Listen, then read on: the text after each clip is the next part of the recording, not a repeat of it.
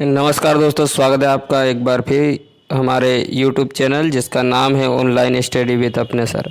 आज हम आपके लिए लेकर आए हैं त्रैमासिक परीक्षा की तैयारी के लिए महत्वपूर्ण IMP प्रश्न। दोस्तों, अगर इन प्रश्नों की तैयारी आपने कर ली है तो आपका पेपर बहुत ही शानदार जाने वाला है। तो आइए बिना देर करे हम शुरुआत करते हैं कि हमने आपके लिए कौन कौन से प्रश्नों का चयन किया है। तो दोस्तों, हमारा जो 11th का जो पेपर है फिजिक्स का, वो 70 नंबर का होता है, जिसमें 20 नंबर के वैकल्पिक प्रश्न आते हैं और 2 अंक वाले क्वेश्चन आते हैं, 3 अंक वाले क्वेश्चन आते हैं और 4 और 5 अंक वाले क्वेश्चन आते हैं। तो दोस्तों, हमने 2 अंक वाले 10 प्रश्नों का चयन किया है। इसी प्रकार हमने 3 अंकों वाले और 4 और 5 अंकों वाले प्रश्नों का भी 10-10 प्रश्नों का चयन किया है। तो दोस्तों, 2 अंक वाले जो प्रश्न हैं वो अधिकतर परिभाषा से संबंधित होते हैं। तो आइए देखते हैं।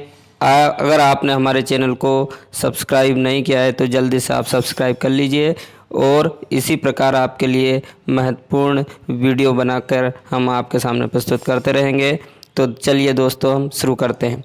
2 अंक वाले प्रश्न। तो 2 अंक वाले प्रश्नों में सबसे पहला जो प्रश्न हमने चयन किया है वो है एक प्रकाश वर्ष को परिभाषित कीजिए।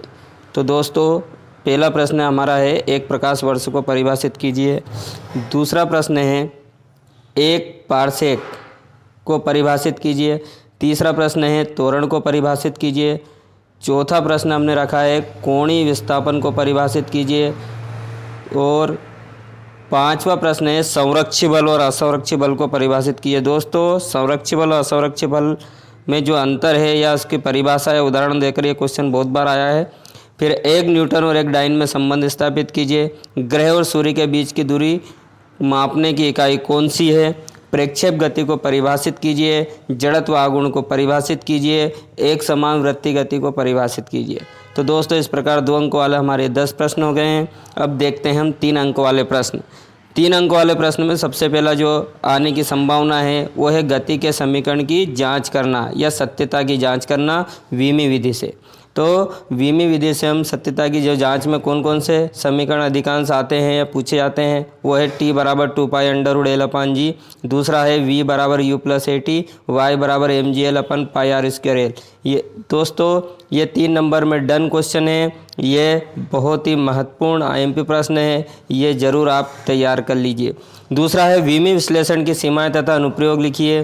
तीसरा है गति के समीकरण की स्थापना। तो गति के तीनों समीकरण की स्थापना आपको करना है। t सेकंड में चली गई दूरी के लिए व्यंजक ज्ञात कीजिए। अगला हमने प्रश्न रखा है रेखीय वेग और कोणीय वेग में संबंध स्थापित कीजिए। फिर अगला प्रश्न है सर्पी घर्षण और लोटनी घर्षण में अंतर स्पष्ट कीजिए। अगला प्रश्न है जड़त्व आघूर्ण में अंतर स्पष्ट कीजिए। वायु में ध्वनि का वेग 332 मीटर पर सेकंड है, इसे वीमी विधि से किलोमीटर प्रति घंटे में ज्ञात कीजिए। औसत वेग, औसत चाल, ताक्षणिक वेग और ताक्षणिक चाल को परिभाषित कीजिए और अदिश राशि और सदिश राशि में अंतर स्पष्ट कीजिए। तो दोस्तों, आपने भी अनुमान लगा लिया होगा कि यही क्वेश्चन अधिकांश पूछे जाते हैं और इनके आने की पूरी संभावना है। 4 अंक और 5 अंक में भी हमने 10 प्रश्न का चयन किया है। उसमें पहला है सिद्ध करो कि प्रक्षेप का पथ परवलयाकार होता है। दोस्तों, ये 100% आने के चांस है इसके। दूसरा है सिद्ध करो कि F बराबर ma। ये क्वेश्चन भी बहुत महत्वपूर्ण है। तीसरा प्रश्न हमने रखा है सिद्ध करो कि स्वतंत्रता पूर्वक गिरती हुई वस्तु की कुल ऊर्जा नियत रहती है। सिद्ध करो कि घूर्णन गति ऊर्जा E के बराबर होता है 1/2 I⍵²। यह भी डन क्वेश्चन है। गतिज ऊर्जा को परिभाषित करो तथा इसका व्यंजक ज्ञात करो। छठा है उड्डयन काल तथा क्षैतिज परास का व्यंजक ज्ञात करो। अगला है लंब अक्ष प्रमेय और समांतर अक्ष प्रमेय लिखिए तथा सिद्ध कीजिए।